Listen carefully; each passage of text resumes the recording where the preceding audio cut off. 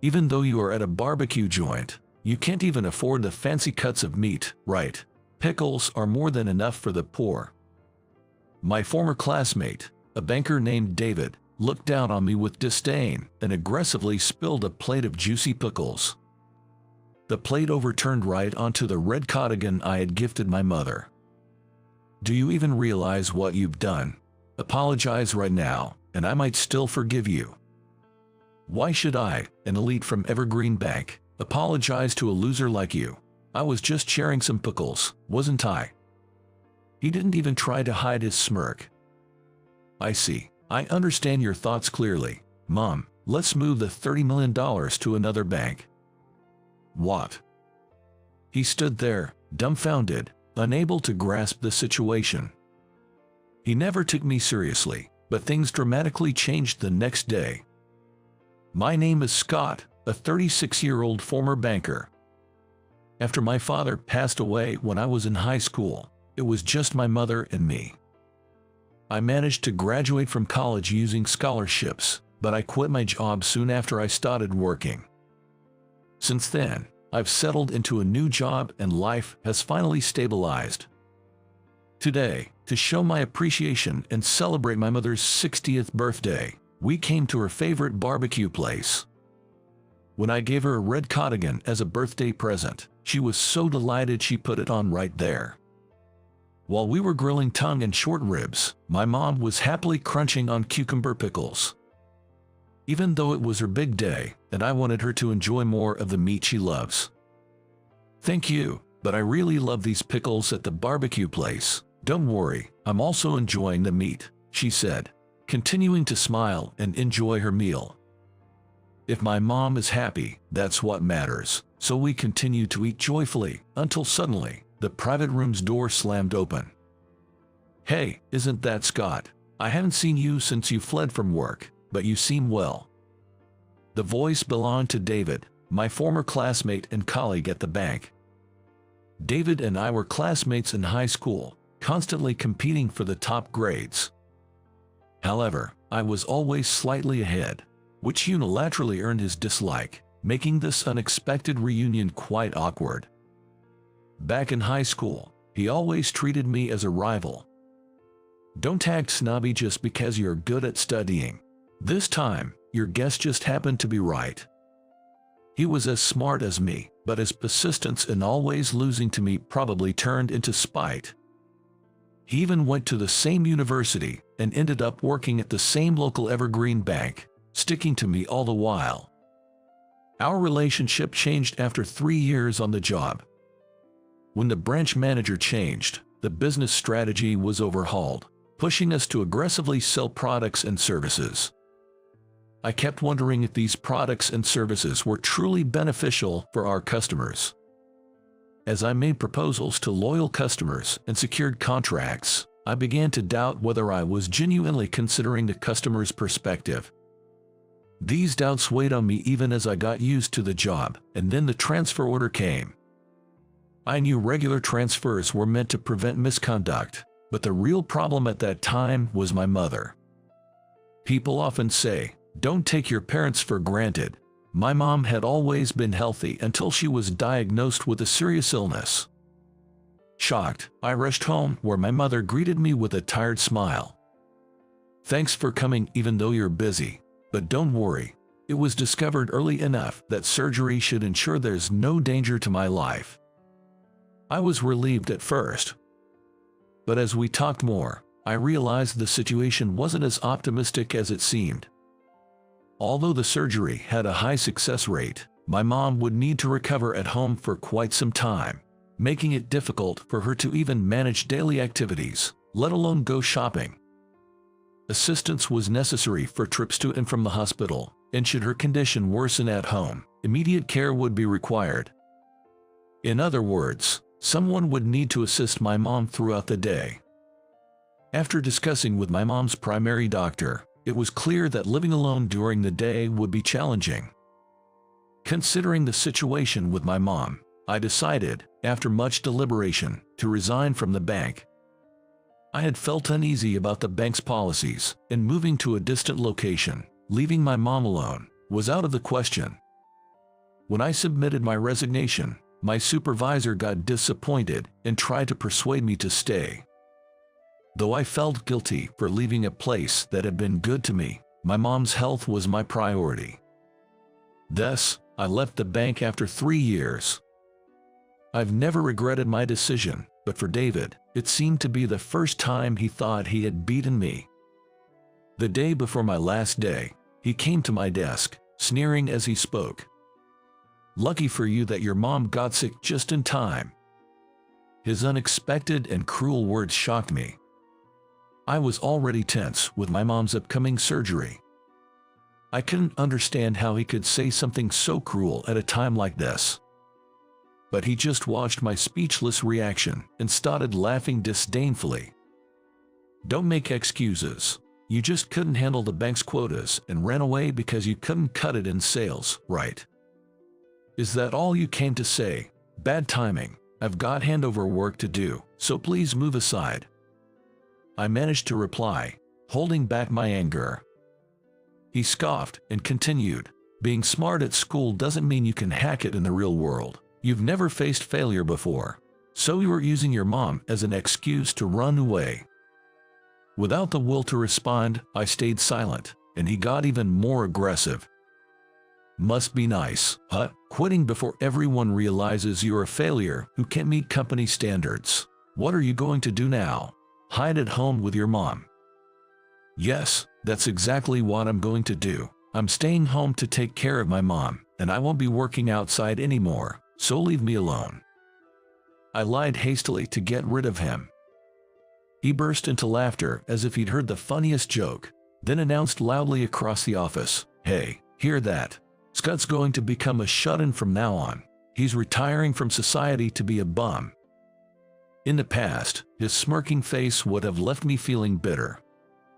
But now, I see it as my final liberation from this unwanted, inseparable relationship. With that, I calmly continued preparing the handover documents. After that, my mom successfully underwent her surgery and recovered at home as planned. She regained her health completely, and I began working again, establishing a new lifestyle. One day, we decided to celebrate her 60th birthday and her recovery at a barbecue restaurant, a special treat. She was happy with the present I prepared, and we were having a good time when he suddenly barged in. "I saw you when you went to the restroom earlier and thought it might be you. Turns out it really was Scott the loser." He smirked as he threw snide remarks at me. Despite my mother being present, he barged into our private room to harass us, showing that his character hasn't changed a bit. "Today is my mom's 60th birthday. We're here to enjoy this as a family, so please." I tried to speak calmly, hoping to get him to leave. But seeing an opportunity to tease me, his eyes gleamed with mischief as he decided to stay. "Are you really eating pickles at a barbecue place? Isn't that just the appetizer? Oh, I get it. Since you declared you'd be a shut-in and not work, you must be broke now," he said, then smirked and left the room. Relieved he'd given up, I was momentarily at ease until he returned to our private room. He began transferring cucumber pickles from his own plate to ours without permission. "You guys are really saving me here. I can't stand cheap tastes like this. I was about to throw these pickles away," he said. "Hey, don't put things on our plates without asking." I protested, but he just looked down on us, grinning. "Be thankful. You quit the bank and have no money, right? Even though you are at a barbecue place, you can afford the expensive meat, right? That's enough." I raised my voice, but he continued to look down on me condescendingly. "Since you can afford to pay for the meat, I figured I'd share the pickles. Pickles are more than enough for the poor." His voice, filled with malice, mercilessly bombarded my mother and me. I really wanted to retaliate strongly, but I managed to restrain myself. Today is a special day, my mother's 60th birthday. If I let anger ruin this joyous occasion, it would only trouble my mother, who was enjoying herself until now. With that in mind, I quietly urged him to leave. Can you please just leave now? Oh, not running away today. Weren't you the one who quit the bank job crying because it was too tough? Looks like you should be the one to leave this restaurant, spineless Scott. His taunting only made my blood boil. But causing a scene here would only trouble my mother and the restaurant.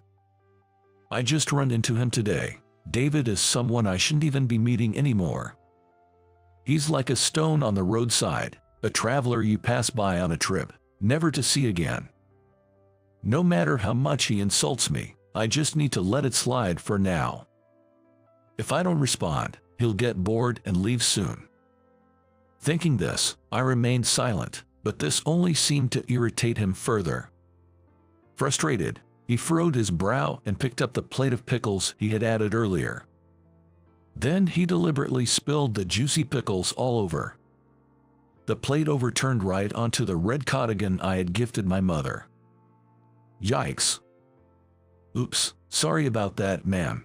My hand slipped, he said, offering an insincere apology with a smirk as my mother's cardigan got drenched in pickle juice and cucumber slices. I quickly stood up to ask a server for a towel, but he grabbed a napkin from the table first. I'll wipe it off right away. Oh dear, my hands just slipped. While saying this, he laughed loudly, crushing the cucumbers with the napkin. The smell of crushed cucumbers filled the private room, and the brand new cardigan was left stained.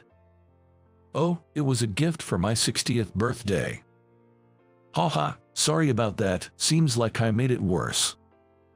He continued to laugh as if watching a funny skit, enjoying my mother's distress. At that moment, my anger shook me to the core. I could ignore whatever was said to me, but I couldn't forgive him for troubling my mother. David, are you still working at Evergreen Bank, at the same branch as before? Yes, that's right. Unlike when you left, I'm about to be the branch manager. I'm the top rising star and elite among our peers now, different from someone who quit halfway through.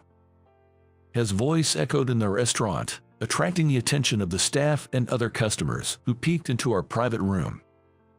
As he continued to laugh, I stared him down, giving him one last chance. Do you even realize what you've done? Apologize right now, and I might still forgive you. Huh? Why should I, an elite from Evergreen Bank, apologize to a loser like you? I was just sharing some pickles, wasn't I? As he said this, he pointed at the pickle-stained cardigan and didn't even try to hide his smirk. I see. I understand your thoughts clearly. Mom, let's move the $30 million to another bank. What? He stood there, dumbfounded, unable to grasp the situation. Meanwhile, my mother looked confused at my words. What's going on? We've always wanted to repay your gratitude by dealing only with Evergreen Bank because you were working there after graduation. But a person from Evergreen Bank has insulted you and me. I kept my anger in check, but it seemed my irritation was evident to both my mother and him. I continued, staring at his stiffened face. Listen, David, we both have social standings and we're not kids anymore. If you dare insult us like this in public, you must be prepared for the consequences. So what? He responded brusquely, showing no intention of apologizing. I sighed deeply and said firmly, I'm done dealing with you. I've decided to transfer the $30 million we have at Evergreen Bank somewhere else. After this, you'll probably understand what kind of a mess you've really caused. What are you talking about? You're saying you have $30 million in deposits. That's not even a good joke. Go ahead and cancel it if you can. It seems that he still doesn't believe I have a $30 million deposit at the bank. It's embarrassing that you'd lie like that. Don't come crying to me when you regret it. If you can withdraw $30 million from our bank, I'll applaud you, but that's impossible for a shut-in poor like you. We'll see who regrets it. I've only told the truth. Look forward to what happens tomorrow. With that, I left him sitting there as I got up from the table. As we paid and left the restaurant, he continued to mock us. Do you really think I'd believe such a pathetic bluff? I'm looking forward to seeing what happens to you guys." Ignoring his continued taunts, we headed home from the barbecue restaurant. He thought it was all a lie and didn't take it seriously, but the next day, everything changed. I heard from a former colleague that the Evergreen Bank was flooded with calls right after they opened the next day. Some people even went directly to the bank to inquire, and the staff was overwhelmed with responses. David, who had arrived at work as usual, was summoned by the furious manager, James. "What's all this commotion about today? Did something happen? What have you done?" James, usually calm, yelled as if he had lost control of himself, veins standing out on his forehead. Taken aback by the intensity, David apologized while trying to understand the situation. "The phone lines are almost crashing because of the inquiries about what you did at the barbecue restaurant yesterday." "What? I did go out for barbecue yesterday, but..." Confused, he wiped the sweat off his forehead. Then, James showed him a video on his phone. "It seems you caused a disturbance at the barbecue restaurant yesterday. There's a video of it online now, and it's causing a huge problem." The video is online. He grabbed the phone and focused intently on the small screen. The video showed the exchange between him and me from the previous day. "Why is there a video of this? I don't know anything about it." "But that's you in the video, David. Calling someone a poor and mocking them. What were you thinking?" James's words made him spit in defiance. "I just ran into an old friend by chance and got carried away joking around. Is it wrong to eat barbecue? And why is this video spreading?" The fuss was so great that a customer at the restaurant recorded everything. Then it was posted online as a scandal involving a bank employee. At James's words, he began to tremble, turning pale. The video had already been viewed over 1,000,000 times, and deleting it now wouldn't suppress the issue. "My elite life is over. How can I solve this problem?" "Your elite life is over. That doesn't matter. What you did is a major issue, but the person you insulted was none other than Scott." As they were talking, other bank employees came to call James and him. My mother and I had just arrived at the bank. As I had declared the day before, I was there to close the account and withdraw the $30 million. However, the counter staff informed me that such a large transaction couldn't be processed there and asked us to come to a private room where James would join us. The bank employee who guided us knew about yesterday's incident, so they decided to have him join the discussion too. David, who rushed in with James, began sweating profusely the moment he saw my mother and me. When James heard from the bank employee that I intended to withdraw the entire $30 million and close the account, he tried his best to persuade me to reconsider. "Please reconsider. Can you at least tell us why?" The reason? He knows it well. Yesterday, when I told him I would close the account, he readily agreed. He must have remembered his defiant words. He looked around uneasily and then took a few steps towards me to speak. But before he could say anything, James dropped the thunder. "What have you done? Angering our top client like this is irreversible. Scott is a top client. That must be some mistake. He's a quitter who left this bank halfway through. James, you're making a terrible mistake." James's anger seems incomprehensible to him. He smirks as if he's heard a joke and speaks dismissively. "Scott is just a poor man. He certainly doesn't have $30 million. James, his face turning red with anger, got even angrier with him as he continued to make excuses. "It's not a misunderstanding. He's saying he wants to withdraw all $30 million from his savings. This man is a CEO of a major IT company." James exclaimed, finally realizing the truth of my words. After leaving the bank, I started managing assets from home and saving funds, which I then invested in a startup. By networking with talented entrepreneurs, I eventually founded and now run my own IT company. Hearing my background from James, he stood frozen, his face pale and silent. I spoke slowly to him. "Now do you understand that I wasn't joking? I can't trust a bank where people like you work." "But I didn't know. I'll apologize if you want. Just please don't withdraw your money from the bank." He was still condescending, disappointing not just me but also others. James, who had witnessed everything, looked at him with disdain and anger. "I thought you were a competent banker. What a disappointment." As you heard, ridiculing a customer and showing no remorse questions your integrity. "I cannot entrust my assets to this bank." I reiterated my demand to withdraw the $30 million, and James sighed deeply, reluctantly agreeing. Thus, I withdrew all my assets from Evergreen Bank. He resisted to the end, shouting, "How can someone like you, who ran away from a tough job, succeed enough to have $30 million? Aren't you just a coward?" But I just shook my head calmly. "Why do you criticize leaving so much? Assessing the situation and choosing a different path is not something to be ashamed of.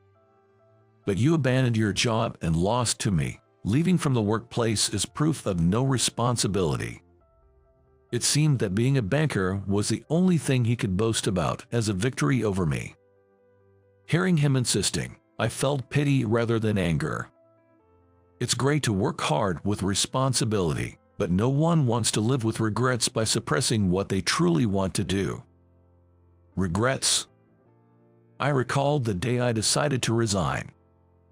Faced with a promotion to a distant location and my mother's surgery, followed by difficult home care. When these two futures were presented to me, I chose my mother's health. There are people who will follow the path you aspire to, and there are those who will live like me. Everyone should choose the life that suits them best. You have to decide your own life. How is that different from being selfish? I work hard. I am going to be the most successful person in this bank. I am great. He kept repeating his argument, almost screaming by the end. When someone's thoughts become so rigid, advice from others no longer reaches them. I left the bank feeling sorry. A branch of Evergreen Bank closed down. Months later, I was driving my mother to the hospital. Her illness had fully improved, and now she only needed regular checkups, which was a relief. On the way to the hospital, we passed the location where Evergreen Bank once stood. The grand building had been demolished, leaving a clean slate. "That David person was your classmate, wasn't he? I'm sorry my 60th birthday celebration triggered all this." "No, it's okay. He's always been like that, and it's good that the branch closed down." My comment about the closure wasn't a joke. This information comes from a new acquaintance in the finance industry. According to him, ever since James took charge, the branch's reputation among customers had steadily declined. James had favored David, a high-performing banker, and together they changed management policies. Even during my time, we were forced to sell unnecessary products to customers. After I left, their methods became more blatant, treating customers who refused products as poor and behaving arrogantly, while being overly courteous to big clients. This unfair treatment had been problematic for a while, and there were frequent complaints against Evergreen Bank itself. With the recent scandal, the bank could no longer protect James and David. As Evergreen Bank was already reducing staff by merging branches, they quickly decided to close the branch where David worked. Other bank employees were given placements elsewhere, but James and David were not offered decent transfers. Assigned to a department that only organized old documents all day, David, with his bruised pride, resigned voluntarily after enduring about a month. "I deserve a much better job," he declared, slamming his resignation letter down before leaving the bank. James tried to cling to his job, but after David left, he was solely blamed for the branch's closure. Unable to withstand a cold treatment from colleagues and bosses, he followed David in resignation. Afterwards, James searched for a new job but couldn't find employment within the same industry due to his tarnished reputation. Nevertheless, needing to make a living, He eventually found a job as a bank security guard. Once a manager pushing unnecessary products for performance, he now finds himself humbly responding to customers' complaints. On the other hand, David's life took a harsh turn after his wife divorced him and took their children with her. Forced to sell his home to pay for the divorce settlement and property division, he now lives alone in a cheap apartment. Currently, he works as a part-time employee at a local supermarket, struggling to make ends meet and pay child support. Interestingly, his manager and supervisor are former high school classmates whom he used to mock, but now he has no choice but to diligently follow their orders. He is assigned to the deli section, where he sells items like potato salad and pickles daily. However, still clinging to his elitist attitude, he grumbles, "How can someone like me deal with something as poor-looking as pickles?" and neglects proper stock management. This results in poor sales, leading to frequent lectures from his once classmate, now supervisor. One can only hope that he will reflect on his behavior and change his way of living. As for my mother and me, we decided to redo her 60th birthday celebration. This whole experience made me reconsider what I truly value. I was reaffirmed that resigning was the right decision, and I felt deeply content with my choice. Mom, happy 60th birthday again. Without you, I wouldn't have had the chance to close that account. Let's continue to enjoy life in good health. Thank you, I'm proud of you. My mother replied, smiling gently, obviously pleased. Motivated by these sentiments, I resolved to keep following the path I believe in. As I reflect on these thoughts, I open my computer again today. To complete my work with pride,